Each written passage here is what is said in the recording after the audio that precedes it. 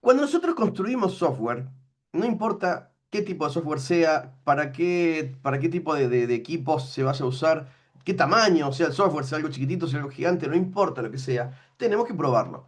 Y probarlo requiere, o el objetivo de probarlo es garantizar que ande según lo que se espera que el software tenga que hacer. Ahora, el tema es que probar el software es algo que es mucho más grande y mucho más serio, debe tomarse con mucha mayor seriedad a lo que estamos acostumbrados, ¿sí? Ustedes hasta ahora, en las materias de primer año, segundo año, ¿qué era para ustedes probar el software? Bueno, programé algo, lo ejecuto un par de veces, le cargo datos, cargo los datos que me pida, veo que ande y que dé un resultado razonable o un resultado correcto y que no se clave. ¿Sí? Y ahí con lo que les hemos enseñado en las materias de programación hasta ahora, probarlo, probar el que ande es simplemente, bueno, ver que no se clave y ver que dé resultados más o menos razonables. ¿Sí? Ahí dice Juan Pablo, intentar romperlo. Bueno, probablemente ustedes hayan con los ejercicios de algoritmos, con los de paradigmas. Puede que hayan hecho alguna prueba de decir, che, ¿qué pasa si le cargo mal los datos? Si me pide un número y le cargo un texto y se clava, o le cargo no sé, un valor fuera de rango y los cálculos capaz que den cualquier cosa. Bueno, eso es parte de las pruebas y es lo que normalmente hacemos cuando programamos algo. Sin embargo, el asunto de probar el software que construimos, pensando en que esto realmente pueda ser instalado y pueda quedar corriendo en el cliente que lo pidió, que lo compró, es algo mucho más grande y mucho más grave si no anda, ¿sí? Porque nosotros, ¿qué hacemos cuando programamos? Y lo ejecutamos un par de veces, le cargamos algunos datos y vemos que ande. Le cargamos algunos datos que sabemos que pueden andar, vemos que los resultados sean correctos.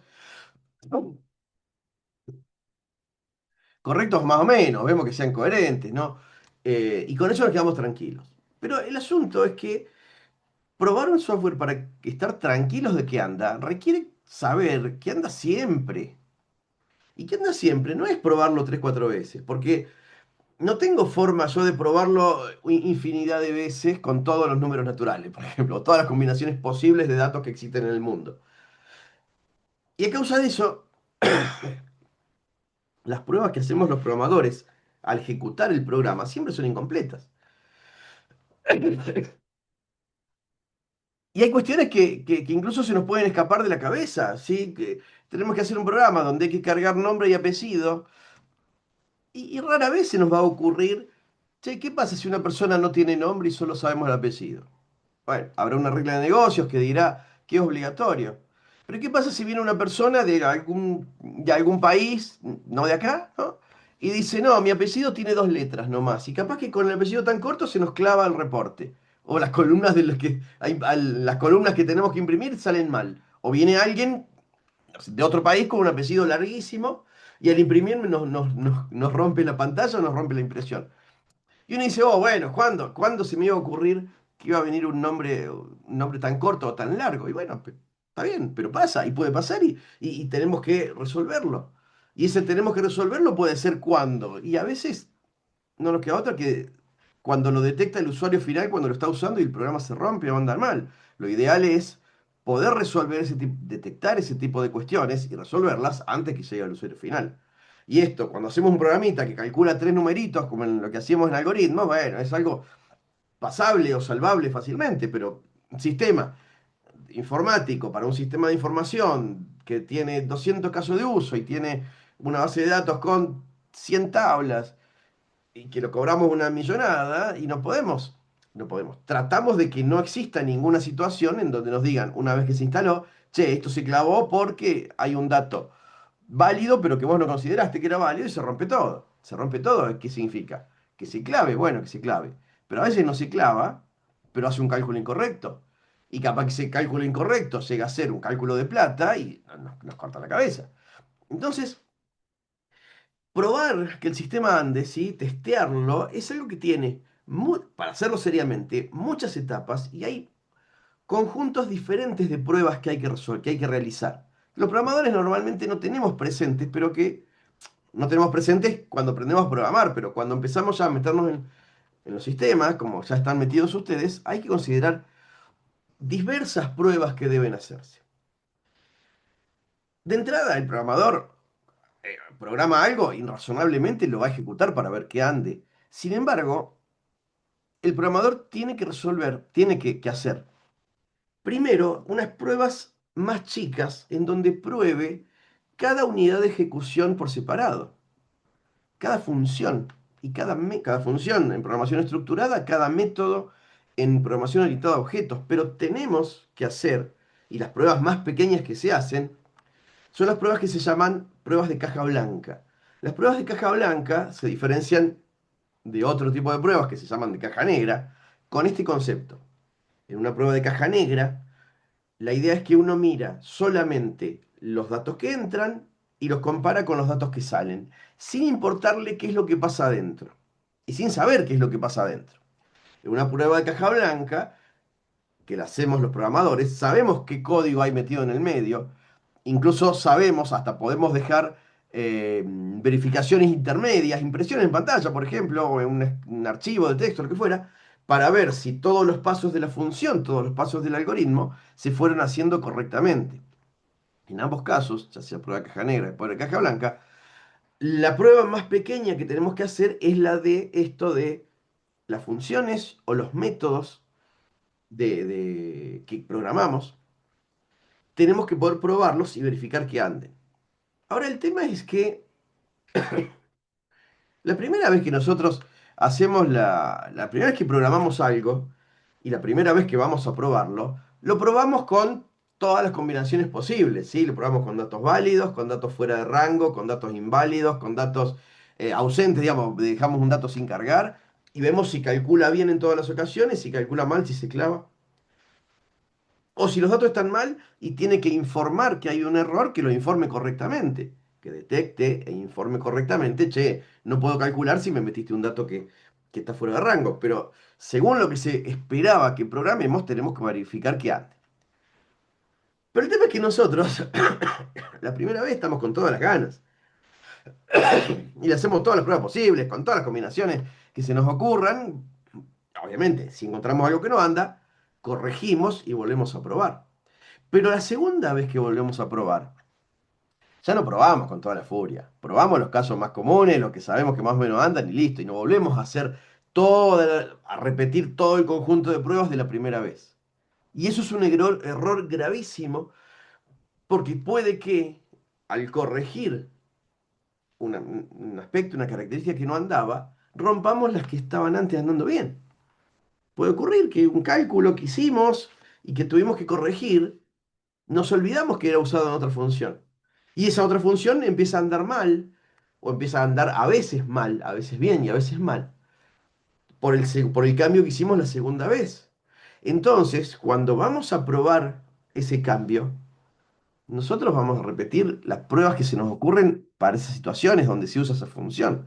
O para la combinación de datos que provocaron el error, pero no repetimos todo el conjunto de pruebas de la primera vez cuando estábamos con tantas ganas. Y ahí muy probablemente hayamos hecho que algo que creíamos que andaba deje de andar.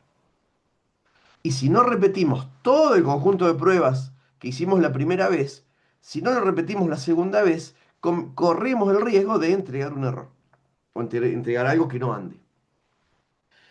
Y es muy normal que uno diga, no, pero si yo toqué el cálculo cálculo de la fecha de cumpleaños, ¿qué tiene que ver con tal otra cosa? Y capaz que justo ese calculito de fechas está siendo usado donde calculamos intereses ¿sí? Y calculamos mal los intereses. Calculamos mal los intereses de una deuda, lo que sea es que lo calculemos para más o para menos, alguien nos va a querer cagar a trompadas. ¿Por 2 centavos? Sí, por 2 centavos, seguro que sí. Entonces, no podemos arriesgarnos a que un cambio en una versión rompa algo que andaba antes. Y por lo tanto, deberíamos poder repetir todas las pruebas que hicimos la primera vez. Ahora, repetirlas manualmente es una locura, porque lleva tiempo, tiempo nuestro o tiempo de alguien que contratemos para que haga las pruebas, no importa, pero alguien va a tener que perder tiempo en repetirlas todas las veces. Y a donde encontramos algo, corregimos, sacamos la versión 3 y hay que repetir todas las pruebas, todas, desde la 1 hasta la 500, todas, para ver que no hallamos. Arreglamos lo que fallaba, pero rompimos otra cosa. Y eso es costoso, costoso en tiempo de alguien que tiene que ponerse para probarlo. Pero además, por más ganas que tenga el que está haciendo la prueba y por más que tenga tiempo para hacerlo, puede que no las haga iguales. Puede que se olvide una o que alguna la haga diferente y ya el conjunto de pruebas no es el mismo que con el que probamos la primera vez. Entonces, nosotros deberíamos poder tener algún mecanismo para automatizar estas pruebas unitarias. ¿Cómo? ¿Cómo? De alguna manera, un programa, no el que hicimos nosotros, otro programa, que pueda ejecutar las pruebas y que tenga una base de datos, una planilla, un Excel, lo que fuera, con la lista de todas las pruebas que tiene que hacer. Entonces, cuando nosotros entregamos una versión nueva, le decimos a este programa testeador, repetite todas las pruebas y que se ponga a repetirlas, ¿sí? Pero ese sí nos va a garantizar que van a ser siempre las mismas pruebas, siempre todas, y hasta siempre en orden si es que hacen falta. Y ahí sí, si pasa todas, pasa todas. Pero estas son las pruebas, lo que llamamos unidades, pruebas de cada característica en forma individual. Ahora, puede ocurrir que todas las funciones estén individualmente bien hechas, pero que haya un error en cómo las llamo, o en qué orden llamo a las funciones o a los métodos. Entonces, además de estas pruebas unitarias, hay otros tipos de pruebas para ir probando cada vez cosas más grandes. Tenemos unas pruebas que se llaman pruebas de integración, que justamente verifican, bueno, pasé las pruebas unitarias, cada cosa individualmente funciona. Tengo que ver si cuando una función llama a otra, o un módulo o una pantalla llama a otra, el resultado de toda la llamada y todas las respuestas sea correcto. Por ejemplo, si tengo una pantalla que le pide un reporte a un método. O sea, una pantalla llama al método calcular reporte. Y el método calcular reporte lo graba en un archivo para que después alguien lo lea. ¿Sí? Y le devuelve el archivo a la pantalla para que lo muestre también. Bueno, la prueba de integración tiene que garantizar de alguna manera que ese archivo esté bien generado, con el formato vector correcto, que esté guardado en el lugar que tiene que ser. Si, por ejemplo, un sistema mío o un módulo mío tiene que comunicarse con otro, bueno, también tengo que hacer pruebas de integración de ver si mi sistema se comunica con el otro, si captura bien las respuestas que el otro me envía, si soporta bien cuando el otro no ande, si tengo que llamar a un servidor, un servicio externo que puede estar caído, bueno, pero que esté caído no tiene que automáticamente hacer que mi programa se clave o se cuelgue. Entonces tengo que ver cómo manejo los errores. Todas esas pruebas también se las busca de automatizar, se llaman pruebas de integración y también hay que hacerlas. Son más difíciles de automatizar, pero también se busca algún mecanismo para lograr hacer esto. Y después tenemos un montón de otras pruebas.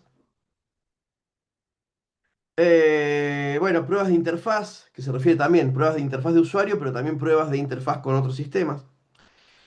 Eh, Tenemos pruebas que se llaman, a veces no podemos, a veces no tenemos tiempo de hacer todas las pruebas, aunque estén automatizadas, porque algunas siempre sí o sí tienen que ser manuales. O sea, algunas pruebas inevitablemente tienen que ser manuales y pasar por el ojo de un ser humano. Y esas a veces no las podemos repetir todas, ¿sí? Encontramos un error, detectar un error en producción. Ya está funcionando el sistema, encontraron un error y nos dicen, hay que corregir esto urgente. Se corrige urgente y no hay tiempo a veces para hacer todas las pruebas manuales, las que queden manuales.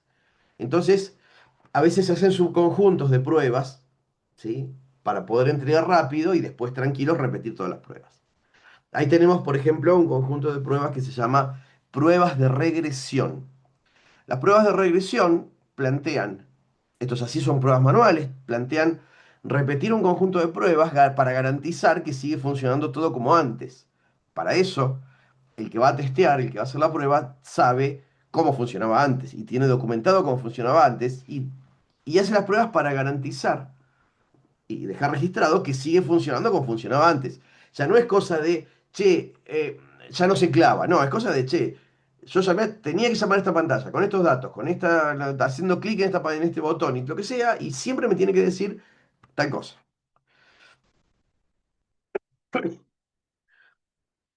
También hay otros tipos de pruebas para casos muy urgentes que se llaman pruebas de humo, smoke test, Los smoke tests son un conjunto reducido de pruebas mínimas que ejecutamos para saber que están dando y no está clavado, que no está caído, ¿sí? ¿Cuándo se ejecutan esas? Y, por ejemplo, cuando hay una corrección menor muy urgente, hacemos las pruebas de los smoke tests, ¿sí? Que es un conjunto muy reducido de pruebas para garantizar que por lo menos está arrancado. Y lo entregamos. Y después de entregarlo, seguimos haciendo las pruebas completas. Una de regresión y una prueba completa de usabilidad o de uso, mientras ya está funcionando la corrección.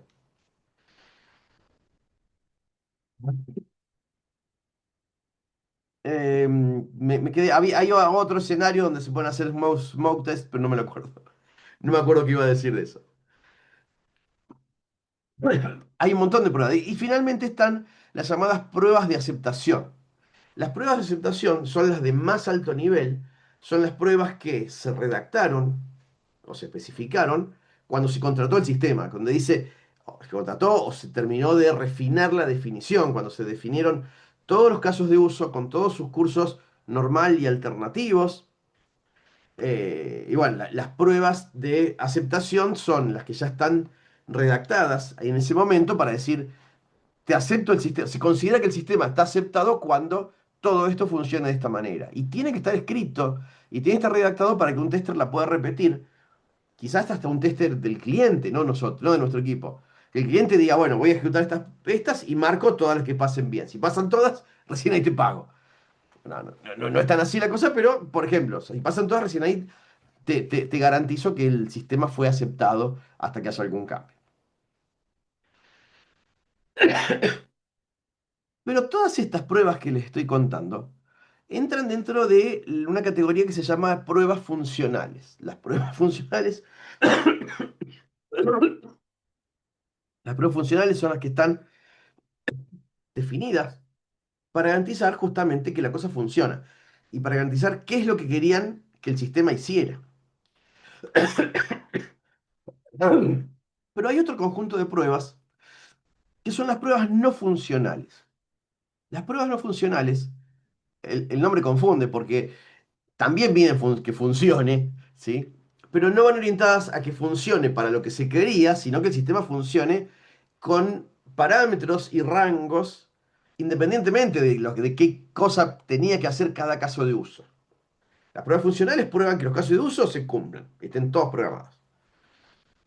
Las pruebas no funcionales quieren medir que se cumplan con lo que se especificaba que el sistema podía soportar o podía hacer. Primera prueba funcional, súper importante.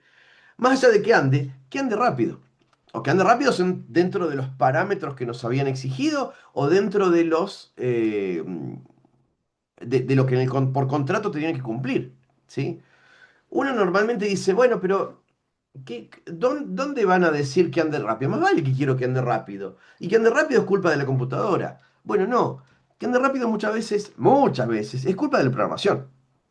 O mejor dicho, que ande lento, a veces es culpa de la programación si programamos mal. Ustedes ya lo saben, los hemos vuelto locos en primer año con el tema de la notación hoy, de la complejidad ciclomática y de la complejidad temporal. Ustedes saben, uno puede programar mal y el algoritmo anda, pero anda lento. Bueno, es probable que en muchas situaciones tengamos que hacer pruebas de rendimiento, ¿sí? Que digan, bueno, a ver, tenés que calcular este reporte. Y uno programa el reporte lo mejor que puede. Pero cuando lo va a ejecutar con datos reales, y capaz que se demora un minuto. Y uno dice, che, un minuto para calcular el reporte, debería ser segundos. O si el reporte es muy complejo y demora un minuto, tendría que estar documentado. Pero estas pruebas tienen que definirse y tienen que hacerse. Tienen que hacerse cuando estemos, aparte, no es lo mismo la computadora, la velocidad de la computadora en la que programamos que la velocidad de la computadora en que se ejecute. Y eso también nos puede llegar a hacer que la cosa ande o más rápido o más lento.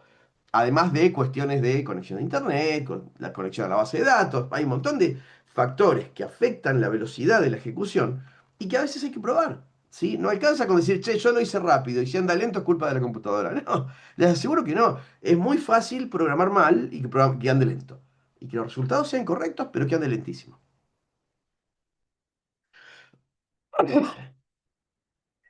Ustedes todavía no vieron redes. Cuando el año pasado estudien redes de computadoras, ahí se van a enfrentar a un concepto que se llama latencia. Cuando uno ejecuta todo en la misma computadora, no tiene demora por la conexión de red. Pero cuando tenemos que en una computadora ejecuta nuestro programa, en otra computadora, conectada por una red, está la base de datos, pero está la base de datos en otra computadora, no está en la memoria o en el disco duro de mi máquina. Y si yo consulto datos de más, ustedes ya están viendo en base de datos, hago un select y el where está mal y traigo todo en vez de traer solo las filas o solo las columnas que yo necesito, voy a traficar muchos datos por la red hacia mi programa. Si yo no filtro correctamente, voy a traficar de más y voy a congestionar la red. Si mi programa empieza a ser usado por muchísima gente, esa pequeña diferencia, que uno hasta no la nota, dice, che, demoro 0,1 en vez de 0, y bueno, parece que no, pero cuando tenga 1000 personas navegando al mismo tiempo el sitio, y sí se va a notar eso si multiplico esa pequeña demora por 1000. Entonces, siempre tenemos que tener estas consideraciones. Insisto con esto, ustedes todavía no están cursando redes. Cuando el año pasado, el año que viene cursen redes, ahí se van a enfrentar a estos problemas y ahí van a enfrentarse a estas cuestiones de, che, ¿qué era esto de abrir un puerto? ¿Qué era esto de una dirección IP? Y todo esto. Y ahí empiezan a encontrar estas cuestiones de problemas de rendimiento. Y a veces hay, ojo, y a veces hay cuestiones más estrictas. Yo esto me lo contaron este año, el año pasado. Los bancos, cuando hacen operaciones en los sistemas informáticos de los bancos, hay algunas operaciones que tienen límites de tiempo, ¿sí? Hay operaciones, y esto en serio me lo contaron y yo no lo podía creer. No me sorprendía, pero no lo sabía para nada, me sorprendió un montón. Me sorprendió los límites que le ponen. El banco central, hay operaciones que a cada banco les pone un límite de 4 segundos. Y si el banco demora más de 4 segundos en hacer la operación, el banco central se la vuelve atrás, le retrotrae la operación. Entonces los programadores de los bancos tienen que garantizar que esas operaciones, como sea, no demoren más de 4 segundos nunca. Nunca, ni siquiera en una situación de sobrecarga.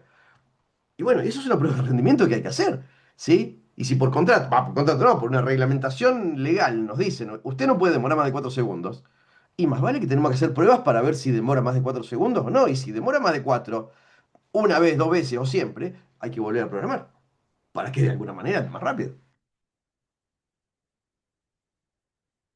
Luego tenemos un conjunto de pruebas que son muy interesantes que se llaman en orden creciente. Por un lado, la prueba de carga, ¿sí? Una prueba de carga trata de medir el funcionamiento del sistema con una cantidad razonable de datos, una cantidad esperada de datos de transacciones, ¿sí? O sea, si yo tengo que hacer un sistema para, no sé, como hablaban anoche los chicos del otro curso, tengo que hacer un sistema para la inscripción del cursado de las materias de esta facultad. Y bueno, sabemos que en esta facultad hay, no sé, 8000 estudiantes, ¿sí? Más o menos. Entonces sabemos que esos 8000 estudiantes se van a querer anotar en la semana de inscripciones a un máximo de 8 materias. Por lo tanto, ¿cuántos son? 64.000 inscripciones. Bueno, el sistema tiene que poder soportar 60.000, 50.000 inscripciones en esa semana, ¿sí? Entonces lo tenemos que probar y simular todas esas 60.000 inscripciones de alguna manera para ver que el sistema no se clave, no se caiga esa semana que tienen que inscribir. Ahora, la prueba de carga lo que dice es, sabemos que más o menos va a haber esa cantidad. No va a haber 1 millón de personas anotándose. Entonces la programación va a estar orientada a que soporte eso y la prueba de carga va a medirlo con esa cantidad razonable. Es no funcional, sí, efectivamente, es seguro que es no funcional. Esta prueba de carga la vamos a hacer con una cantidad razonable de datos.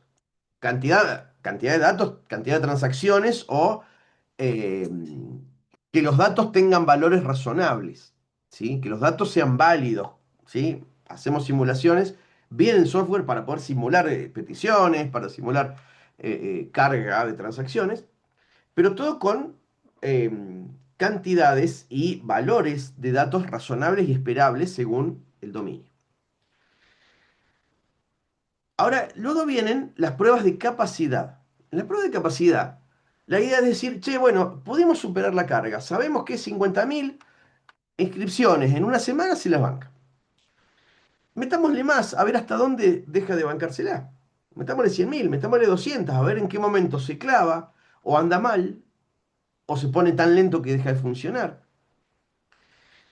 Y también esa medida, esa métrica, ¿no? Que nos brinden la prueba de capacidad, pueden servir también para decidir, che, a ver, con un servidor solo nos alcanza con esto. Ahora, cuando tienen que venir 50.000 inscripciones y tendríamos que alquilar un segundo servidor. Durante esa semana alquilamos un servidor más y que se repartan mitad de mitad entre los servidores. Esto es algo que pasa y ocurre muy a menudo y suele ser muy necesario, insisto con esto, lamentablemente cuando vean redes van a entender que esto que les cuento es a nivel de red, ¿sí? Se pone un dispositivo que se llama balanceador de carga que reparte mitad y mitad, o si contraté tres, que reparte por tercios entre los tres servidores. Y hoy por hoy tenemos mecanismos más o menos fáciles para desalquilar, ¿sí? Para finalizar el alquiler y dejar de pagar alquiler de servidores cuando pasó la semana de inscripciones, por ejemplo. Pero todo eso, sí, insisto, tienen que saber redes o entender algo de redes como para poder explicar mejor qué es lo que pasa. Pero eso es parte de las pruebas de capacidad. Otra cosa que no es menor. Che, a ver, soportamos tantas transacciones. ¿Y si se nos llena el disco duro de la base de datos? ¿O qué tanto crece la base de datos? ¿Sí? Porque las bases de datos hoy o nos ocupan disco duro, que se puede llenar, o alquilamos disco duro, pero que ahí alquilar disco duro es pagar cada día por cada giga ocupado. ¿Sí? Entonces, por más que el sistema ande, si guardamos demasiados datos y a fin de mes tenemos que pagar una locura de dólares porque gastamos disco duro de más, también hay que medirlo. Medirlo por lo menos para pronosticarlo y para saber, bueno, che, hasta dónde este sistema va a andar y que no me gaste toda la plata del mes en disco duro, en alquiler de disco duro. Y luego vienen las pruebas de estrés. Las pruebas de estrés son las más divertidas, porque son aquellas en donde buscamos voltearlo al sistema, presionándolo por encima de lo que se espera. ¿Sí? O sea, che, a ver, funcionó, andan con las 50.000 inscripciones a la semana, andan con 100.000 inscripciones a la semana, hermoso. Ahora, ¿qué pasa si en vez de ser 50.000 inscripciones me vienen 10.000 inscripciones todas en la misma hora? ¿Es razonable? Y no, no es razonable, está mucho más allá de lo que se esperaría, pero bueno, está bueno saber decir, ¿qué pasa si lo presiono más allá de lo que se espera? ¿Sí? ¿Por qué? ¿Pero para qué? Para determinar si se la banca. Si no se la banca, está bien que no se la banque. Ojo, si lo presionamos de manera excesiva, está bien si no se la banca y me dicen, che, no, se muere. Bueno, pero ¿se muere qué significa? ¿Se pone lento? ¿Se clava y no funciona para nadie? ¿Empieza a tirar errores? ¿Funciona pero tira errores una vez cada tanto? Bueno, saber hasta dónde y saber qué pasa si lo presiono de más es importante para pronosticar y para saber hasta dónde le podemos dar rosca. Y eventualmente para poder corregir, decir, bueno, che, a ver, si yo supero la cantidad de carga que se espera y lo supero a valores totalmente irracionales, por lo menos que no se clave, o por lo menos que no deje de funcionar, ¿sí? Que tire un error, que tire una advertencia, o que avise, che, estoy lento porque estoy con sobrecarga, pero no que tire errores por la pantalla, que se cuelgue, que se apague el sistema operativo. Que a veces podemos llegar a hacer eso, ¿no? Entonces, claro, probar los límites y decir, bueno, al límite esperable se la banca, se la tiene que bancar al límite con el que lo contrataron. Un poco más, bueno, ¿hasta dónde? ¿Y si me lo revientan? Porque también a veces no es solamente una cuestión de carga. ¿Qué pasa si me cargan datos incorrectos? ¿Sí? Y con esos datos incorrectos funciona mal. Bueno, ¿funciona mal? ¿Qué mal? ¿Qué tan mal? ¿Sí? O sea, el DAT va a tirar un error, va a avisar, va a calcular mal, porque si calcula mal y no tira un error, ese resultado incorrecto, mal calculado, puede que desencadene una decisión mal hecha. ¿Sí? Una vuelta, miren, yo tenía la edad que tienen ustedes ahora, ¿no? Y tenía que hacer un cálculo donde calculaba, un algoritmo donde calculaba intereses de deudas. Y bueno, hice la fórmula, no sé, me pidieron la fórmula, le programé y anduvo hermoso. Cuando me dicen tirémoslo a toda la base de datos, nadie me avisó y yo no me di cuenta por un buen rato que algunas deudas estaban expresadas en otras monedas. Y mi algoritmo calculaba todo pensando que eran pesos. Claro, cuando empezó a calcular los intereses expresados en otras monedas, creyendo que eran pesos, daban unos números gigantes, pero eran números 20 dígitos. Cuando le mostramos el resultado, bueno, los clientes casi se mueren cuando vieron un numerazo así de 20 dígitos, casi se nos descomponen. Hasta que nos dimos cuenta con los programadores, che, este número no tiene sentido que sea tan grande, algo está mal calculado. Finalmente nos dimos cuenta que teníamos en la base de datos cargadas algunas con australes en vez de con pesos, y eran unos millonadas que con el tiempo se hacían unos números totalmente. Pero el programa no se clavaba, ni daba error, ni se daba cuenta que estaba mal. ¿Sí? Ahora, si nadie se daba cuenta que el número era exorbitante, y capaz que se tomaba una decisión incorrecta. Entonces, eso no era, ese no era, justo en ese caso, no era un error de sobrecarga, ese sí era funcional porque no sabíamos que los números estaban en otra unidad. Pero igual, todo esto hay que probarlo, ¿sí? Y si yo me quedaba con que calculaba bien, y yo decía, el programa calcula, no se clava, los datos los da, se banca cálculos con esa cantidad de dígitos tan grandes, y en realidad estaban dando mal. De todas maneras estaban dando mal, independientemente que el error era en la carga de datos, ¿sí? Pero claro, igual había un error. Desde el punto de vista del sistema había algo que andaba mal. Entonces, todas estas pruebas tienen que ser hechas. Obviamente, no siempre están todas escritas, no siempre se las redacta formalmente o en el momento de contractar. Se van resolviendo, se van identificando, se van midiendo con el avance del tiempo y cuando se lo va instalando las primeras versiones. No esperen que venga el contrato con un libro así que diga usted tiene que demorar un segundo en cada reporte. No existe eso. Pero, aunque esté implícito, esas cosas hay que probarlas y hay que garantizarlas. Todo este asunto de las pruebas, y hay muchas pruebas más, ¿no? Aparte, hay muchos tipos de pruebas más, lean el apunte, después van a ver un montón. Todas estas pruebas, bueno, pruebas de seguridad, estoy con el apunte acá a un costado para no olvidarme y para decírselos en el mismo orden que lo van a leer ustedes. Pruebas de seguridad, seguridad es impresionante, ¿sí? Garantizar que entre quien pueda entrar, que el que pueda entrar tenga permisos para lo que quiera hacer. Y esto de tener permisos puede ser algo hasta sumamente granular, sumamente detallado, ¿sí? Piensen ustedes que tengan un endpoint de modificar datos de usuario. Bueno, todos los usuarios deberían poder acceder a ese endpoint para cambiar sus datos. Pero en realidad, cada usuario, aunque tenga permiso de acceder, de invocar ese endpoint, de pedir ese endpoint, solo podría operar con los datos de sí mismo. O sea, no es solamente, che, tenés acceso a este endpoint, sino solo podés modificar los datos del usuario, pero del usuario que sos vos. Y no podés ni ver ni modificar los datos del otro usuario. Vos, no sé, querés borrar una factura, no, no se puede borrar una factura. Querés borrar un artículo que cargaste y capaz que las reglas de negocio te dicen solo podés borrar el dato o la fila en la base de datos que cargaste vos y no borrar los que cargaron otros. Puede ocurrir. Todo esto hay que probarlo, hay que garantizarlo, programarlo, verificarlo y que ande bien. Y todas esas pruebas tienen que estar escritas en algún lado para que alguien las vaya a testear.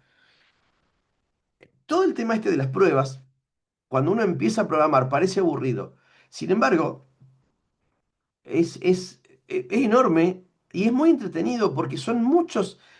Hay que probar el sistema desde muchos lugares diferentes y muchos aspectos distintos hay que probar. Y eso para que sea realizado de una manera profesional, no es, che, pruebo lo que me acuerdo. Tiene que estar redactado en algún lado, tiene que estar sistematizado, así sea como hacíamos hace 20 años atrás, un Excel con un renglón por cada prueba, pero tiene que estar eso, ¿sí? Para que el que vaya a probar pueda repetirlo y saber qué es lo que tiene que probar. Es todo un mundo el tema de las pruebas y realmente es interesante, ¿sí? Es interesante y hay gente que se dedica exclusivamente a hacer pruebas, ¿sí? O a programar las pruebas, que también hay mucho de eso. En la clase de hoy les voy a mostrar, para empezar un poquito con este asunto de programar las pruebas, les voy a mostrar vamos a entrar un poco en el tema de las primeras pruebas que hay que hacer, que son las pruebas y que las que sí tiene que hacer el programador desde el momento que programa, que son las pruebas unitarias. Cuando uno programa algo, uno debería, y esto es algo que con los años cada vez se requiere más y ya se le considera algo prácticamente obligatorio. Programamos algo, por más chico que sea, una función, tenemos que programar el programa testeador de esa función. Tenemos que conseguir, como sea, pero tenemos que codificar la prueba unitaria de esa funcioncita sola. Función por función tiene que hacerse esto. Ahora, esas pruebas requieren que ejecutemos nuestra función muchas veces, cada vez le tiremos datos de entrada en los parámetros de la función y veamos que la salida sea lo que se espera. El tema es que, aún en funciones súper pequeñitas, requerimos hacer muchas pruebas, porque tenemos que probar, bueno, si le tiro datos válidos, calcula bien. Si le tiro datos en el borde del rango, tira bien. Si le tiro un dato fuera de rango, calcula bien o me informa correctamente del error. Si la llamo función de una manera totalmente inadecuada y inapropiada, sin parámetros, mal cargado todo, se clava, me avisa con el error que se espera, me tira una excepción, ¿qué hace? Tenemos que poder definir, tenemos que saber eso para programar y tenemos que hacer todos los casos de prueba para cada una de estas situaciones que les digo. Cada función va a tener, cada función individual estoy hablando, ¿eh? Y cada método individual de cada objeto, de cada clase, tiene que tener un conjunto de casos de prueba programados de alguna manera. Ahora, esto de programarlo también requiere, bueno, ¿cómo lo programo? ¿Qué hago? ¿Hago un programa nuevo en el mismo lenguaje en el que programé? Hago una librería con funciones que de alguna manera llamen. Y cuando pruebe, ¿qué hago? Hago un if preguntando si el resultado que vino es el que se esperaba. Y si me dice que sí, que pongo un print, un console log. Y si me dice que no, ¿cómo informo que cometió un error la función? Bueno, para todo esto, que requiere bastante trabajo, todos los lenguajes disponen de al menos una librería. Hay lenguajes que tienen varias librerías para elegir esto. Pero todos los lenguajes tienen alguna librería para automatizar estas pruebas unitarias. Nosotros en JavaScript vamos a ver ahora particularmente una que se llama Jest con J, que nos permite muy fácilmente programar los casos de prueba para probar nuestras funciones o nuestros métodos. Y nos va a permitir esta librería escribir todo el lote de pruebas y luego poder ejecutarlo. De la misma manera que nosotros ponemos npm run start para que el programa arranque, vamos a poder configurar en el package.json alguna orden algún script para decirle, bueno, tira las pruebas. Lo que tiene esta librería es que, primero, nos deja hacer pruebas muy variadas y después ejecuta las pruebas, nos informa de una manera muy prolija y muy precisa cuáles pruebas pasaron bien. Si alguna falló, nos avisa cuál falló y qué es lo que pasó y por qué falló. Y después, obviamente, todas estas librerías tienen mecanismos para, por ejemplo, encontré un error, corrijo y le puedo decir, repetí todas, o repetí solo este conjunto, o repetí solo los que fallaron. Y si se veo que las que fallaron se corrigieron, ahí lo tiro y digo, bueno, ahora repetí con todo el conjunto de pruebas y para ver que todas pasen. Y hasta que no pasen todas, yo no puedo entregar el código, ¿sí? O sea, no puedo entregar de ninguna manera, ni siquiera esa función individual, si no tengo todo el conjunto de pruebas que pasen bien. Incluso hoy hay metodologías o prácticas en donde le obligan al programador, nos obligan a los programadores, programar los casos de prueba con alguna de estas librerías y luego todo ese conjunto de pruebas se lo ejecuta cada vez que hacemos push o incluso cada vez que hacemos commit. Y si hay una prueba, un solo caso de prueba que falla, no nos aceptan el commit o el push. De esa manera, nadie corre riesgo de meter errores, al menos errores de la etapa de las pruebas unitarias al código definitivo. Si yo programo y metí un error y quiero hacer push, si me cortan eso, no me arriesgo a que yo rompa todo, que yo rompa una funcionalidad que ya andaba, o que rompa la ejecución. Esto es algo que es Uno a veces dice, oh, qué cargoso, si yo programo bien. Programo bien no, porque programo bien hasta que meto un error que no me di cuenta. Y eso nos pasa a todos. Este tipo de estrategias buscan reducir la incorporación de nuevos errores. Y esto también es algo que también es muy importante y también lo van a ver seguramente un poco en la materia de ingeniería de software cuando vean toda esta temática de lo que se llama integración continua. Vamos a empezar nosotros a ver esta librería. Es muy fácil de usar, es muy cortito lo que tenemos que programar hoy y es súper, súper, súper fácil de usar y es muy interesante. Cuando le agarramos la mano es súper fácil escribir un montón de casos de prueba. Lo último antes de empezar. Existe una metodología que está hace tiempo, nunca llegó a ponerse muy de moda, pero es muy interesante considerarla, no para aplicarla al 100%, pero sí para tenerla en cuenta. Hay una metodología que se llama TDD, ¿sí? Por Test Driven Development, que plantea que los casos de prueba, los lotes de prueba, tienen que ser programados antes que el programa. O sea, se definió el sistema, se definió el caso de uso. Tenemos el caso de uso completamente detallado, cursos normal, cursos alternativos. ¿Qué es lo que plantea el TDD? Primero programamos los casos de prueba, o sea, primero programamos el programa testeador. Y después, sabiendo que, porque ahí en los casos de prueba me va a quedar bien claro, al programador le va a quedar bien claro qué es lo que se espera de lo que tiene que programar. A la vista de los casos de prueba, uno programa ya sabiendo qué es lo que se espera. Eh, O, aunque no se lo haga antes, que se lo haga al mismo tiempo. Se agarra el caso de uso, se le muestra el caso de uso, con todo el detalle al máximo, ¿no? Se lo muestra al programador que va a programar el caso de uso y al programador que va a programar las pruebas. Y los dos al mismo tiempo, por separado, programan las cosas. Cuando el programador de la funcionalidad termina de programar, le tira la ejecución de los casos de prueba, programó el otro y tienen que pasar. Y si no pasan, uno de los dos programó algo mal.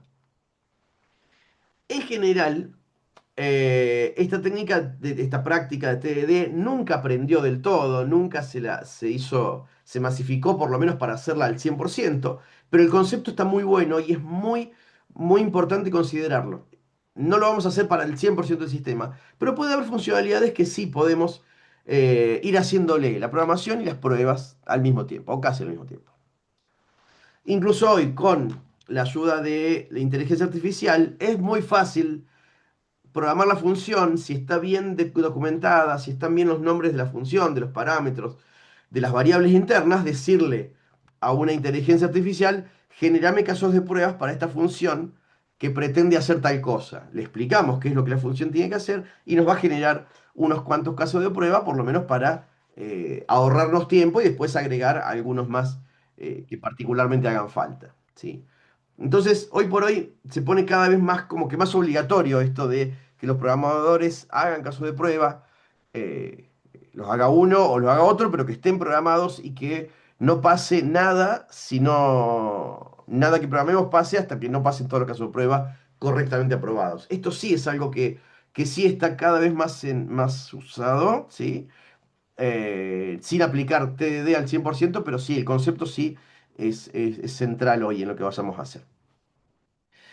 Vamos a ver esta librería Jest, ¿sí? Van a ver que es muy fácil de poner en marcha, ¿sí? Le voy a compartir enseguida esto.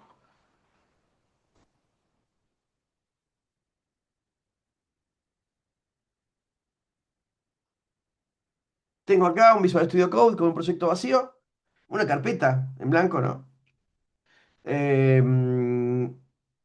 Voy a crear un proyecto nuevo, pero se me fue el menú.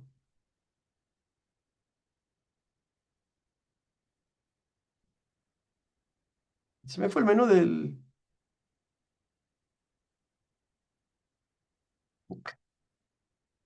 Ah,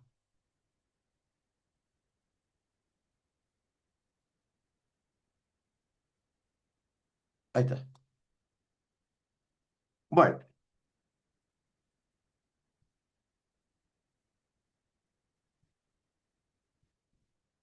vamos a arrancar un proyecto nuevo, ¿sí? npm init. Voy a dejar todo por defecto. Type module, como siempre. Ahí ya tengo mi proyecto. ¿Sí? Nosotros vamos a programar algo. Voy a programar alguna cosita muy chiquitita y la voy a probar con esta librería Jest. Tenemos que empezar inevitablemente por instalarla. Entonces, npm install Jest.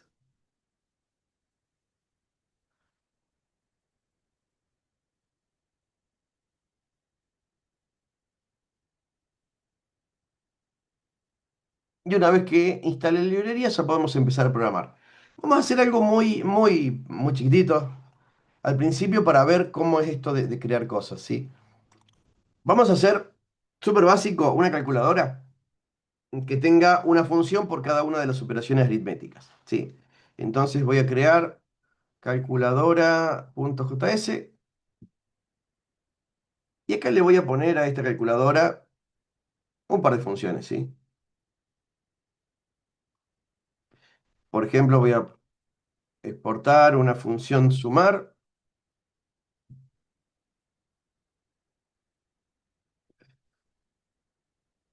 que reciba dos parámetros y que retorne A más B. ¿Sí? Listo. No habría, uno dice, no hay forma que lo hagas mal. Bueno, está mi función sumar ahí. Podría haberle cometido un error, sí. ¿Qué le voy a hacer a esta función sumar? Le voy a escribir casos de prueba para garantizar que sume bien, ¿sí? ¿Qué es garantizar que sume bien? La voy a llamar con números fijos, constantes, de forma tal que yo sé cuánto tiene que devolver y luego comparo lo que me devuelva con lo que sé que tiene que dar. Si algún día accidentalmente alguien me toca esta función, la suma ya no va a andar. ¿Cómo se hace esto? Ya tenemos esta librería Jest. Para poder ejecutar esta librería Jest, nosotros vamos a agregar... Ah, no me vio todavía el package.json. A ver, ahí está. Vamos a agregar al npm, al package.json, una llamada en este script. Podría ser en cualquier script. Voy a usar este de test que ya está disponible. Voy a decirle que llame a Jest. Esto se hace con esta línea. Después están en apuntes, después se las dejo, se las pego en el chat de acá si quieren para copiarlo. ¿Dónde está el chat?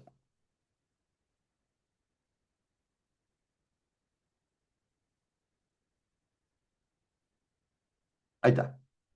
Con eso, solo con eso, nosotros ya vamos a disponer de npm run test. Este comando va a llamar a Jest. ¿Y qué va a pasar? Esta librería Jest va a buscar dentro de mi carpeta de código fuente cualquier archivo que se llame .test. Cualquier archivo que se llame test va a suponer que contiene casos de prueba y lo va a ejecutar para ver si las pruebas pasan. En este caso, hoy no hay ninguno. Si lo ejecuto me va a decir no hay no encontró ningún test, no encontró ninguna prueba que hacer. Bueno, listo, está bien, obviamente. Pero llamándola así se ejecutó la librería. Esta librería nos brinda, y esto es lo interesante, nos brinda una manera muy simple de escribir pruebas. Voy a hacer, por ejemplo, una prueba que se llame 1000. En un archivo voy a llamar sumar.test.js. Y entonces acá voy a programar todas las pruebas que yo quiera para la función sumar. Como les digo, hay por cada función, seguro va a haber muchos casos de prueba. Estos archivos .test se van a poner gigantes. Podemos hacer un solo archivo para todo el calculadora, un calculadora.test.js, pero ese se va a poner largo. Voy a tener que meter muchísimas casos de prueba en el lote para poder probar todas las características, todas las variantes de todas las funciones. Voy a hacer acá solo los casos de sumar. ¿Cómo se programan estos casos? Tenemos que llamar a esta función test. Esperen que que me quiere completar y no le importe. Test. Esta función test recibe dos parámetros. Primero, una descripción de qué es lo que voy a probar. Y luego, una función flecha en donde yo programo lo que efectivamente quiero probar. Estas pruebas tienen que ser muy detalladas y podemos hacer muchísimas pruebas diferentes. Por ejemplo, quiero probar sumar, ¿sí? Entonces voy a empezar por lo más básico, ¿sí? Voy a decir, la suma de uno y uno es 2. Quiero probar eso y tengo que describirlo así, porque cuando falle me va a mostrar este texto, ¿sí? Avisándome, che, no, no anduvo, ¿qué no anduvo? La prueba que se llama así. Sumar uno más uno tiene que dar 2. ¿Y cómo se hace esta prueba? Bueno, primero voy a llamar a la función, ¿sí? Voy a importar la función sumar desde punto barra calculadora.js. Entonces, ¿qué voy a decir? Bueno, sumar uno y uno, con valores constantes, ¿sí? ¿Y qué voy a tener que hacer acá? Y bueno, lo guardo en algún lado y acá viene la magia. En vez de hacer un if acá, porque si hago un if, me acoto lo que estoy haciendo. Ah, bueno, tengo que hacer algo para el caso verdadero, para el caso falso. Esta librería Jest nos brinda esta función. Expect, ¿sí? Expect se llama la función. Expect nos devuelve un objeto que tiene un montón de métodos, ¿sí? El método que más vamos a usar para comparar por igualdad es el método toBe. ¿Por qué tiene estos nombres tan raros? Porque lo vamos a poder leer en inglés como una oración completa, en donde yo voy a decir, espero que el resultado me dé 2. Si las variables estuvieran en inglés, esto cómo quedaría, expect result to be 2. ¿Sí? Entonces, ¿qué está diciendo acá? Y yo espero que después de sumar uno y uno me traiga un 2. Si la función sumar, este método toBe, ¿qué hace? Compara por igualdad esta variable con este resultado. Si son iguales, va a informar que son iguales. Si no, me va a informar que hay un error, que no se encontró lo que se esperaba. Ejecuto esto, ya puedo ejecutarlo. Ejecuto, corre, encontró que hay un archivo que se llama .test. Lo único que yo tuve que hacer para que encuentre los casos de prueba es que el archivo se llame .test. Se puede cambiar, si nos gustaría que se llame pruebas, bueno, se puede configurar. Por defecto busca todo lo que se llame .test y listo. Encontró esta prueba, la ejecutó y pasó. Por eso le pone el colorcito verde. Y me dice, encontré un conjunto de pruebas y en total había una prueba, una sola función test que pasó bien. Ahora, en la vida real lo que voy a hacer es esto, pasarlo o ejecutarlo con muchas situaciones diferentes, probando casos raros o casos incorrectos, por ejemplo, o casos diferentes. Voy a decir, la suma de cero y cero me tiene que dar cero. Entonces acá llamo, sumar cero y cero, espero que sea cero. Ahora digo, la suma de uno y menos uno, ¿cuánto tiene que dar? También cero.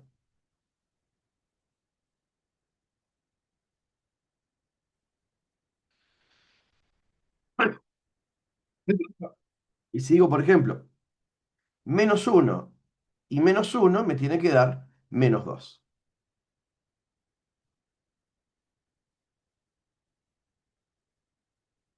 Listo. Ejecuto y ahí me dice pasó todo. Así de rápido.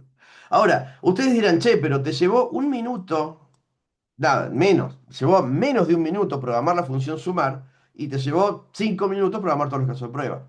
Parece una pérdida de tiempo, seguro. Pero esto queda para siempre. Todas las veces que yo venga acá a al archivo calculadora a meter cambios, siempre estoy a un paso de tocar un tab de más o un completado más ahora que los IDEs completan ahí nomás, están queriendo ofrecerte cambios. Y estoy a nada de cometer un error, ¿sí? Imagínense, yo empiezo acá a programar otras funciones, programo como loco. Y accidentalmente se me borra esto. Por lo que sea, porque toqué mal, toqué un end, un página arriba, lo que fuera, se me borró porque se borró, ¿sí? ¿Y qué va a pasar? Yo estaba programando otras funciones, ni me di cuenta que la función sumar cambió. Y capaz que ni siquiera me di cuenta que la función sumar sigue estando bien escrita para el lenguaje. No me da un error de, che, está mal escrito, aunque el cálculo ahora esté mal. Bueno, cuando yo venga y ejecute las pruebas, ahora me va a decir, no, macho, tenés tres pruebas que fallaron. Y si vamos para arriba, ahí me va a enumerar todas las que calcularon mal. Ahora, cuidado, ¿no? Por este error en la función A, no fallaron todas. Algunas siguen dando de casualidad, ¿sí? Pues justo el cero va a seguir dando cero. Pero fíjense como un error que arruina toda la función, alguna prueba todavía puede que pase de casualidad. Y si yo si yo no tuviera esto de las pruebas automatizadas, capaz que no me doy cuenta. Obviamente, al ver esto, ahí sí veo, che, de las cuatro pruebas hay tres que fallaron, sé cuáles son las que fallaron, pero además después me detalla una por una qué es lo que pasó, ¿sí? ¿Qué es lo que se esperaba? ¿Qué es lo que recibió? ¿Y qué es lo que tenía? ¿Sí? Entonces, esperaba dos, pero recibió un uno, bueno, en esta, y ahí me dice, es en la línea 7. Con esto yo puedo ir a ver la prueba y verificar. A veces es la prueba lo que está mal escrito, pero por lo menos esto me obliga a mirar las dos cosas y ver, che, se rompió la prueba, se rompió lo que estaba programando. Y esto queda guardado para siempre. Y cada vez que yo meta cambios en este archivo calculadora, ejecuto las pruebas y va a verificar siempre que siga andando como estaba antes. Realmente, en serio, cuando uno tiene que hacer esto por primera vez le parece una pérdida de tiempo. Pero es un tiempo que se recupera inmediatamente. Porque si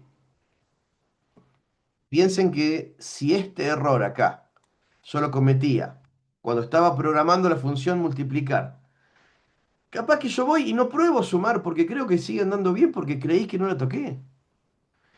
¿Sí? Y entonces voy a entregar todo diciendo, che, multiplicar multiplica bien y entrego el código y empieza a romperse todo. Por eso es un negocio enorme programar estos casos de prueba, siempre.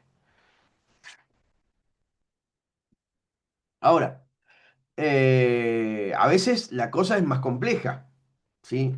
En funciones, a ver, por ejemplo, la corrijo, más B, ¿no? A veces no anda nada, a veces, no sé, hay errores que efectivamente hacen que fallen todos, ¿no? Ah,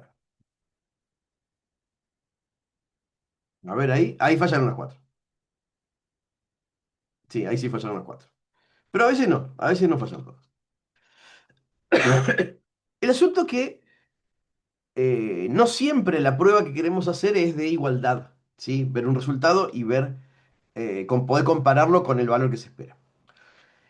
Este objeto, esta función expect nos devuelve un objeto que tiene métodos. Hay métodos para comparaciones muy raras, muy diferentes, ¿sí? Tenemos, obviamente, para comparaciones por desigualdad, ¿sí? Que no sea un valor. Hay comparaciones por mayor igual o menor igual que un valor. Pero también hay comparaciones de, che, yo espero que esta función me devuelva un vector, por ejemplo. O espero que esta función me devuelva un vector y que el vector tenga tal valor cargado ahí adentro. O que tenga cierta longitud. Eh, o si el método tiene que devolver un objeto, una función o un método que devuelve un objeto, puedo decir, che, quiero ver que lo que venga sea un objeto. Y que ese objeto tenga estos atributos con estos valores. Entonces, por ejemplo, si lo que estoy probando es una capa de repositorio que va a consultar a la base de datos, yo puedo haber hecho un caso de prueba donde diga, quiero llamar al consultar con este ID. Y yo sé que con ese ID me tiene que venir un objeto cliente con cierto nombre, apellido, domicilio. Tengo expect acá y acá para preguntarle que sea un objeto que tenga todos estos datos. Esta librería Jest tiene, nos ofrece ahí una cantidad muy grande y muy variada de distintos métodos que pueda probar. Por ejemplo, hay situaciones donde si le tiro valores incorrectos a una función, la función esté obligada, o la función o el método estén obligados a lanzar una excepción. Bueno, tengo forma de decirle acá, che, espero que cuando ejecute esto me tire esta excepción, ¿sí? Y de esa manera garantizar que además funciona en casos inválidos. Depende de lo que la función tenga que devolver, sea un valor con distintos rangos, un objeto, un vector, lo que sea, o tiene que tirar un error, o incluso podría decirle, necesito que no demore más de tanto tiempo. Bueno, tenemos formas de, con esta librería Jest, de decirle, ejecutar y espero que el tiempo sea menor a tanto. Esto es muy grande, hay muchísimas cosas que podemos probar con esta librería, es muy interesante el tema. Eh, y obviamente depende de lo que tengamos que probar, va a ser los tipos de prueba que queremos hacer. Por ejemplo, supongamos que yo acá voy a hacer una función de dividir.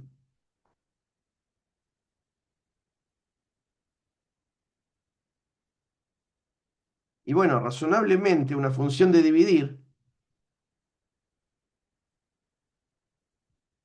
debería verificar que el denominador no sea cero. Entonces acá mínimamente la función va a Es tener una mínimo preguntar que sea distinto de cero. Y si es cero, que devuelva none, ¿sí? Nota number. Ahora, cuando yo quiera escribir los casos de prueba de dividir, razonablemente, voy a tener que probar esas situaciones. ¿Sí? Entonces yo acá voy a escribir los casos de prueba de dividir. Y bueno, mínimo voy a tener un test de... Esperen, lo copio.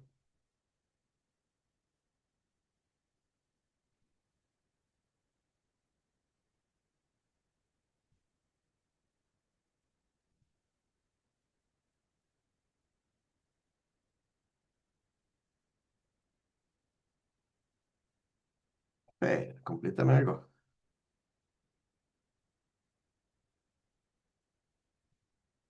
Entonces acá voy a decir el cociente de, no sé, 10 o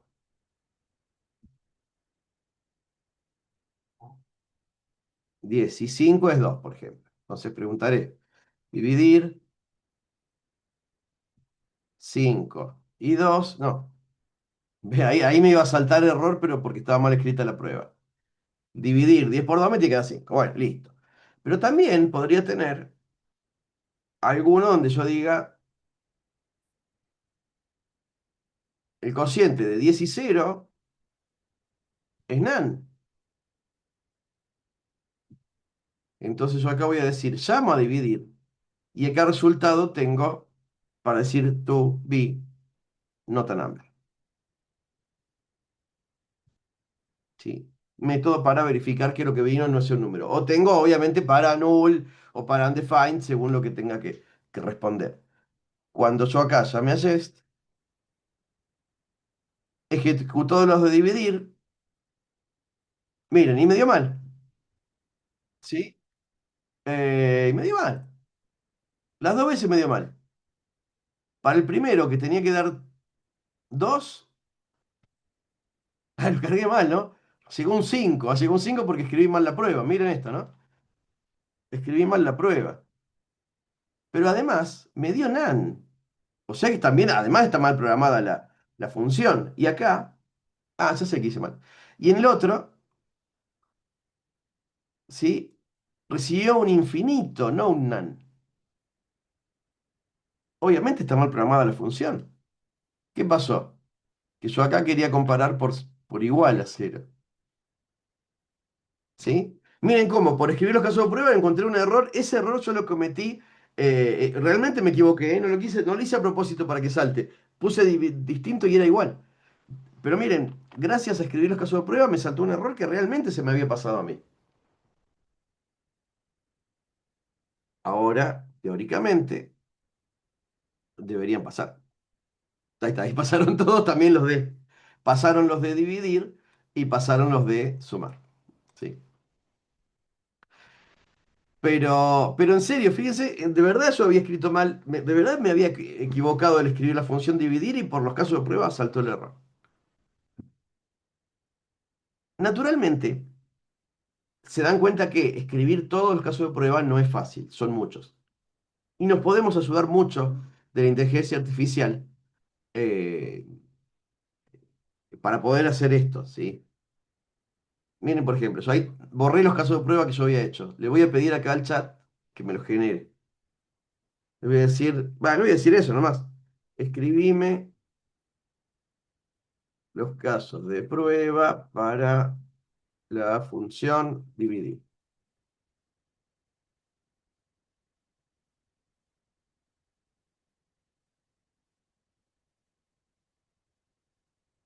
Bueno, se va a poner a leer el código ahí, a ver qué hay, y las va a escribir.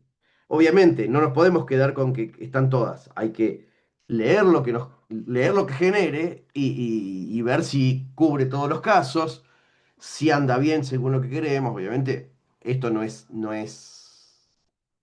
palabra santa, hay que leer lo que escribe siempre. Pero bueno, ahí me armó, bien, unos cuantos casos de prueba. Caso de prueba súper básico, el de cero. Bueno, esto hay que ver, esto es discutible. Ah, está bien. Cero dividido por cualquier número, está bien, sí. Número dividido por sí mismo es uno, dividido por cero es none, ¿sí? Y ahí con los negativos. Bueno, escribió mucho más de lo que se me iban a ocurrir a mí, ¿no? Y razonablemente deberían pasar. Vos le podría haber dicho ejecutar las pruebas y fíjate si anda. A ver, corre las pruebas.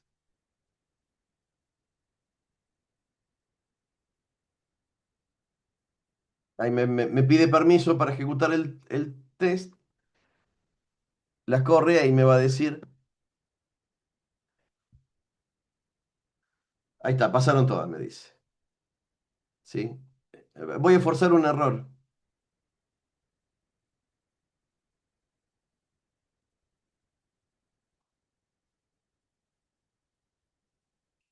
Che.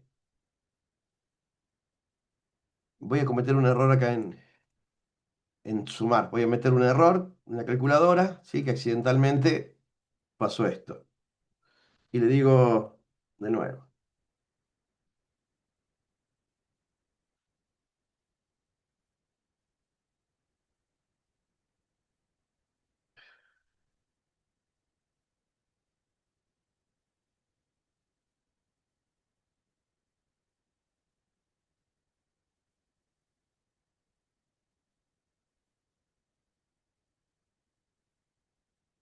¿Sí? Bueno, ahí me dice, ¿se da cuenta cuál es el error? Le dice, ¿querés que lo corrija? Más vale.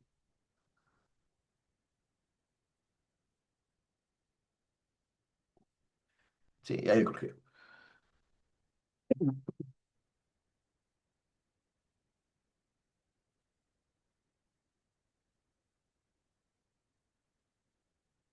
Está, y ahí pasó y me dice todo verde de nuevo. Entonces, esto realmente, obviamente, siempre hay que ver qué es lo que escribió y leer todas las pruebas y ver si las pruebas tienen sentido o si faltó alguna. Si faltó alguna, bueno, escribirla o pedirle, che, agregá tal condición o tal situación. Ahora, el asunto es que, eh, bueno, esto es muy aplicable a un montón de situaciones, ¿sí? Eh, Estoy salteando un montón de cuestiones. Estas pruebas tienen la posibilidad de, por ejemplo, hacer configuraciones, ¿sí? Por ejemplo, decir, che, quiero arrancar con datos nuevos por cada prueba, porque yo no sé en qué orden las va a ejecutar. No puedo suponer que estas pruebas las vaya a ejecutar en algún orden en particular. Entonces, cada prueba tiene que ser aislada y no depender una de otra, y que no tengan consecuencias. Si estoy llamando una prueba a algo que me modifique un vector o me modifique una base de datos o lo que sea, no puedo suponer en la de abajo que el vector fue modificado porque son independientes. Entonces tenemos formas de, por ejemplo, no lo voy a escribir, se lo muestro por... tenemos esta función before each. En esa función le damos una lambda, una función flecha, y le decimos, antes de correr cada prueba, hace esto. Por ejemplo, inicializar los valores para tener siempre los mismos datos iniciales. O, por ejemplo, también tenemos otro método para decirle, bueno, antes de todo el conjunto, o después de cada una, después de las pruebas, borrar la base de datos. Tenemos un montón de cuestiones que podemos, con las que podemos controlar mejor qué pasa. Incluso las podemos agrupar las funciones, ¿sí? Podemos agrupar, no sé, aunque acá no tiene sentido, ¿no? Pero uno podría agruparlas diciendo describe eh, curso normal, aunque no tenga sentido, ¿no? Creo que era así.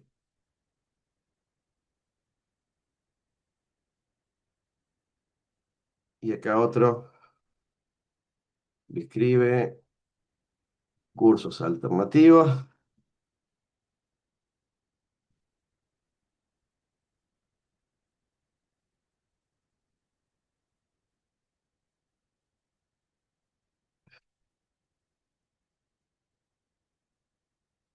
A ver si lo escribí bien.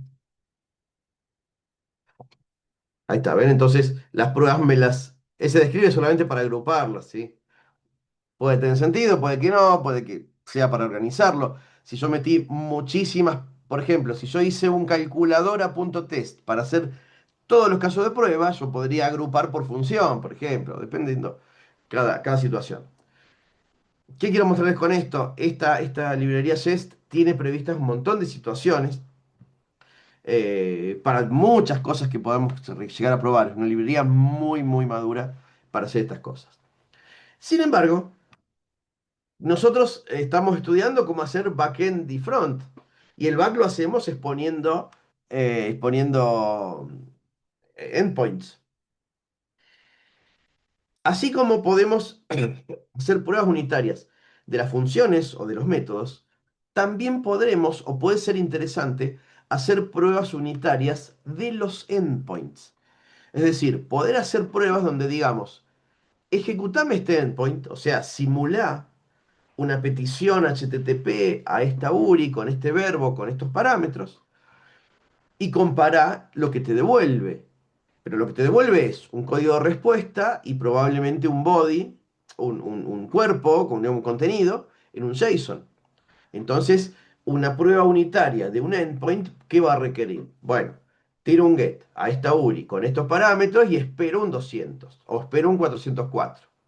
O si hago un get pidiendo uno en particular, espero un 200 con un objeto que tenga estos datos. O tiro un post con este body y espero el 201 con con el código created o un 400 con los errores de lo que mandé mal. Son un montón de cosas que yo podría querer probar para garantizar que el endpoint anda siempre. Porque entonces el que programe el front, otro programador, o seré yo mañana, cuando programe el front, no es lo mismo programarlo sabiendo que los endpoints andan bien que programarlo sin saberlo. Cuando después el sistema no ande, no voy a saber si el error está en el back, en el front o en la comunicación entre ambos. Si tengo pruebas unitarias de los endpoints, ya por lo menos aíslo una posible fuente de errores. Para poder hacer pruebas de endpoints, tenemos otra librería que usa Jest, pero que agrega funciones para poder probar endpoints. Esta librería se llama Supertest.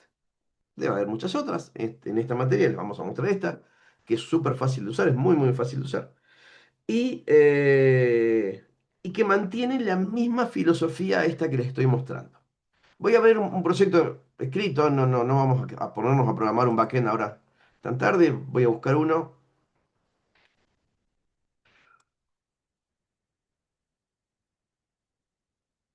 ¿Por qué no me mostrás? Ah, ahí estaba.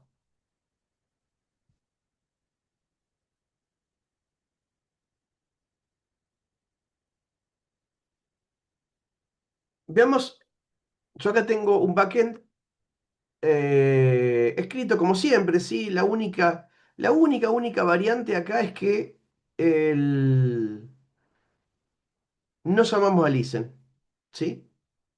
No, si llamamos a listen, supertest no puede funcionar. Entonces, en vez de llamar a listen, exportamos la aplicación de forma tal que acá el server haga solamente, que él haga el listen, ¿sí? Que importe la app y de acá haga el listen. Es lo único que cambia. Entonces Supertest va a importar esta misma variable app y en vez de llamar a listen, simula o le ejecuta los endpoints. Por lo demás, es un backend hecho como hicimos toda la vida, ¿sí? Bien, como toda la vida, desde que vimos esto, ¿no?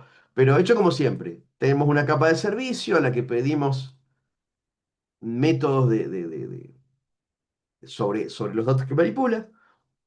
Ven este getAll, getById, lo mismo que hicimos en la capa de servicio.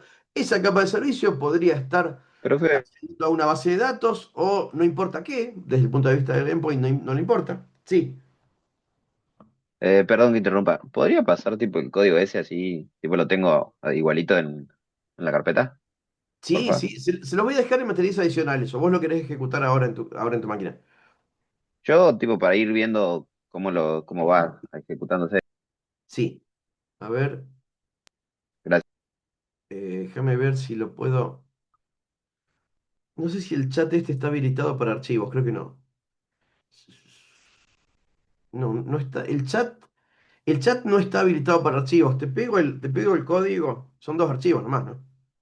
Ahí va el código Muchas gracias. del- ahí va el código del app.js y aparte el del server JS. Bueno, el asunto es, tengo estos endpoints, ¿sí? ¿Cómo hago para probarlos? Voy a crear un conjunto de pruebas de la misma manera, ¿sí? De la misma manera. Y luego vamos a escribir. Fíjense lo que hace esto, que no es nada muy loco de lo que venimos haciendo. Dice, llama a esta función request. ¿Sí? Dice request app. Esto es muy parecido a lo que hace Jest, ¿sí? Request, esta función request, que es la que me trae Supertest, lo que hace, nos ofrece un método por cada verbo. Entonces le decimos .get pidiéndole ejecutame un get en la URI barra personas. Y viene un objeto res. Este objeto res, ¿quién es? Este mismo objeto res que tengo en el endpoint. Entonces, a este res después le va llamando todos los expect preguntándole qué es lo que esperamos de él. Entonces, espera que el status code sea 200, espera que el body sea un vector y espera que el body, siendo un vector, tenga longitud 2. Entonces, con esto garantiza que tiró un get a personas y le volvió un 200 y como respuesta un vector con dos elementos. Ahora, ¿por qué sabe que el vector va a tener dos elementos? Fíjense que acá hizo before each y llama a una función resetear. Esta función resetear lo que hace es llenar la base de datos. En este caso la base de datos es un vector en memoria. ¿Pero qué hace? Con esto garantiza que la carpeta, la capa de repositorio tenga siempre los mismos datos cada vez. Obviamente, si esta capa de repositorio, en vez de ir a un vector, estuviera yendo a una base de datos, esta función resetear, ¿qué haría? Borra la tabla y la inserta a dos filas. Y a partir de ahí todas las funciones siguen estando. La clave está en que con este before each sabe que cada prueba va a tener los mismos datos todas las veces. Entonces sabe qué es lo que espera cada petición a cada endpoint. Cuando llame al get personas y le pasen la URI el número uno, y bueno, sabe que tiene que venir un 200 con un objeto que tenga estos datos. Y de la misma manera, cuando sabe que cuando pida un ID que no existe, tiene que devolver un 404. Obviamente, si tenemos una base de datos, si la capa de servicio estuviera haciendo una base de datos, y esa base de datos pudiera tener cambios, estas pruebas no van a andar. Me borran el ID 1 y esta prueba no anda más.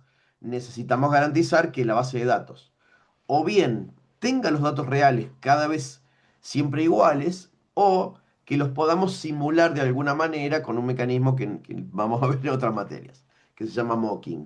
Pero no importa, algún mecanismo para simular y que siempre los datos sean los mismos.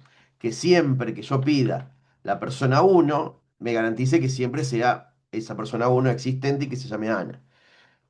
Eso lo logra hoy el before each. Luego puedo pedir lo que quiera. Por ejemplo, el post. El post tiene que mandar un body. Entonces miren lo que me da Supertest. Puedo decir, voy a hacer una petición con el verbo post a personas y le voy a enviar ese body. El body es un objeto con todos esos atributos. Luego, si se ejecutó bien, me tendría que venir un 201. Y ese 201, además, me tiene que volver un cuerpo con ID y que el nombre sea Carlos. Todas esas pruebas llevan tiempo de hacer, pero nos quedan para siempre. Cuando toquemos algo y se rompa, la lógica es la misma. Se ejecuta la prueba y no va a dar los resultados. Y tenemos muchas cosas por aprobar, ¿sí? Bueno, un delete me tiene que dar 204. El delete de uno que no existe me tiene que dar 404. Y así tenemos cualquier cantidad de cosas que deberíamos, que podríamos poder probar. Teniendo esto, nosotros podemos fácilmente correr esas pruebas.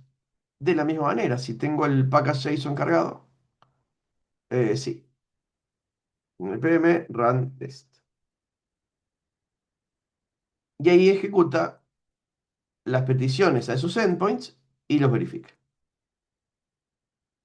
La lógica sigue siendo la misma, pero nos resuelve el tema de cómo simulo una petición HTTP en un programa JEST. Bueno, este SuperTest nos devuelve nos ofrece un mecanismo súper fácil para poder también probar esto. Con esto, ya sí, estamos muy tranquilos de decirle al del front, programate el front, que los endpoints andan, y si falla es culpa tuya, obviamente. No para echar culpas, sino para poder aislar la causa del error cuando algo no anda. Esto, insisto, es súper interesante, es mucho más grande de lo que les estoy contando, lo estoy haciendo súper resumido, en el apunte van a ver que hay muchas cosas más, pero eh, el concepto es este, y de verdad, hoy es cada vez más importante llevar adelante este tipo de cosas, ¿sí? Que los programadores sepamos de las pruebas unitarias, que las sepamos escribir, o las sepamos ver cómo generar, pero que las hagamos y que las respetemos, ¿sí? Esto es súper, súper importante.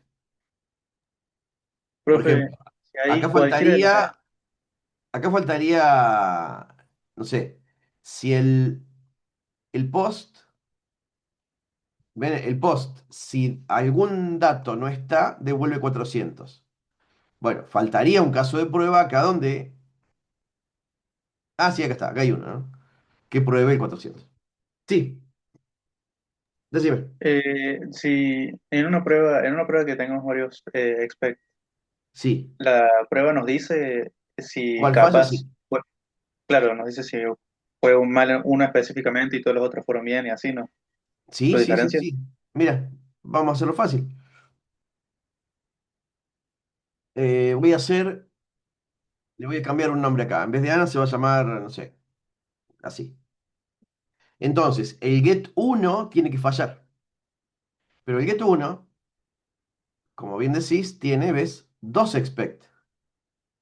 Uno donde pregunta si el código es 200 y otro si pregunta que vino Ana. Vamos a ejecutarlo y ver qué pasa. Ahí falla correctamente, ¿ves? Y acá me dice, falló ese,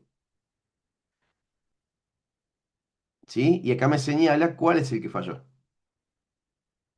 Este pasó bien y falló el que compara los objetos, ¿sí? Ay, bueno, gracias, profe. Entonces sí, si tenés más de un spec y falla uno solo, te avisa. Te avisa cuál. Sí, sí, sí. Esto vale para pruebas que haga ¿cómo es? Con Jest, pruebas comunes, no, no de endpoint, también funciona así.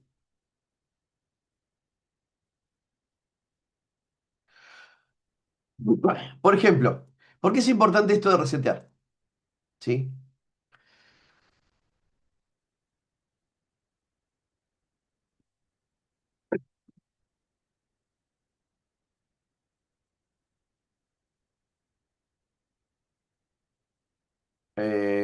A ver, no.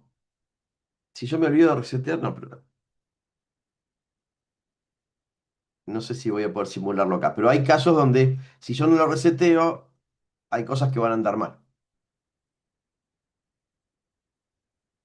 Pero dependo del orden que sean las pruebas. Acá pasarán todas. Pero en ese caso yo no sé el orden en que se van a ejecutar. Sí. Entonces supongamos que yo, este está escrito más abajo. No, no, no porque dependa el orden, sino porque yo no sé en qué orden se van a ejecutar. ¿Sí? Ahí pasó. Puede que las esté ejecutando en paralelo de alguna manera. Pero si, por ejemplo, me ejecuta el delete y después me ejecuta el get y yo no reseteé el vector, este get no me va a traer dos personas, me va a traer una menos. Y ahí puede que falle. La prueba está bien escrita, pero si yo no tengo certeza de en qué orden se ejecutan, eh, puede que algo no ande. ¿Sí? A ver, sí. Bueno, no anduvo el reset, no anduvo, podría haber fallado en ese caso, por no resetear. No sé por qué pasaron todos. Porque el delete, si me borra la persona 2, acá ya no va a haber dos personas. A ver, ¿están dando bien esto? Sí, el remove borra. Bueno, no sé por qué no lo.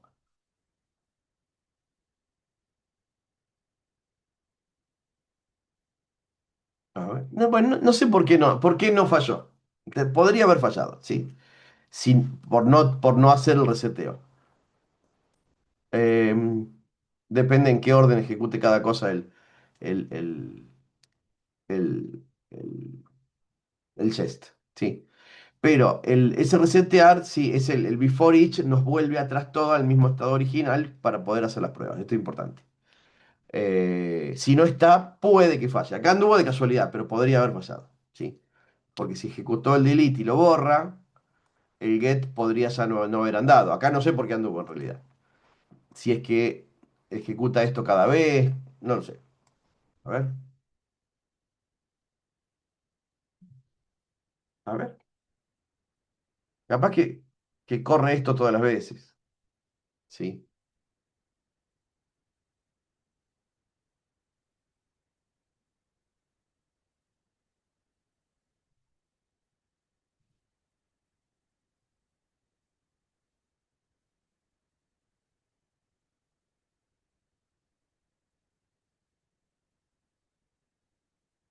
Ahí está, ahí lo hice fallar, ¿sí? No, pero no es por eso.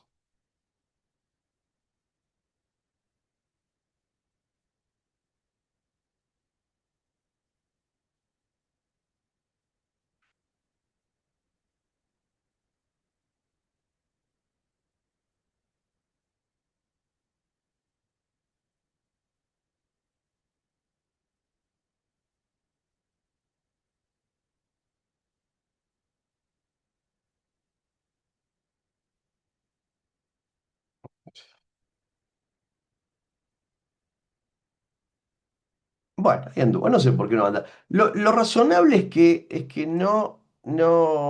que si no tengo un before each, que alguna de estas funciones, o sea, de la ejecución de esta prueba, me altere el estado del vector en memoria y que entonces alguna otra falle, ¿sí? A ver,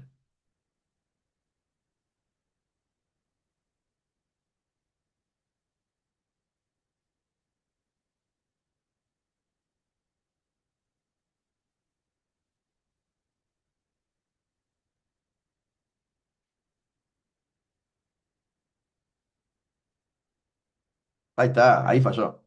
¿Qué pasaba? ¿Por qué siempre andaba el de get? Porque el delete me borraba uno y acá el post me agregaba otro, entonces creía que había dos, que eran las mismas dos. Por eso andaba, por eso pasaba todas las pruebas. Pero ven cómo, ahí está. Por no tener el before each, lo que ejecutemos en una prueba me afecta la función, cómo funciona la que sigue, ¿sí? Porque no controlo el orden que se ejecutan y dependen de un estado que va cambiando. Con el before each yo garantizo que arranque en el mismo estado siempre y por lo tanto que yo sepa estrictamente qué es lo que pasa. En este caso, falló, pero falló solo porque lo ejecuté más arriba. Mire, más abajo. Yo muevo para arriba el get- la prueba de get personas y ahora pasaron todas. Bueno, no puede ocurrir que las pruebas, que deberían ser todas independientes, fallen o anden diferentes según el orden que las ejecuto. Para eso el before each es el que me arregla la cosa. No lograba, pero de casualidad daba siempre dos, porque uno insertaba y otro borraba. Entonces siempre creía que seguía habiendo dos personas. Ahora sí, eh, ahora sí, con el before each va a andar, sí. Por eso era imprescindible y no podía hacer que vean cómo es que dejaba de andar. Bueno, gente, esto obviamente se los voy a dejar en materiales adicionales para que lo vean. Es todo un asunto muy interesante, pero como les digo, es obligatorio hacerlo. Ya es imprescindible hacerlo. Eh, tenemos que ser muy serios con la creación, tenemos eh, que hacer muchas pruebas para cada uno de los escenarios posibles, de las distintas respuestas posibles que pueda haber para cada función o para cada endpoint. Y es algo que realmente, aunque parece una pérdida de tiempo el primer día que lo hacen, es enorme cómo se recupera ese tiempo muy rápidamente. A medida que van avanzando el desarrollo, que vamos agregando funcionalidades, esto es realmente una inversión de tiempo imprescindible ya hoy. ¿Sí? Cuando vayan a trabajar, se los van a pedir del día uno. ¿Sí? Y si van a un lugar donde no lo hacen, tienen que joder para que se haga. Es imprescindible ya hoy eh, meternos en este asunto. ¿Sí?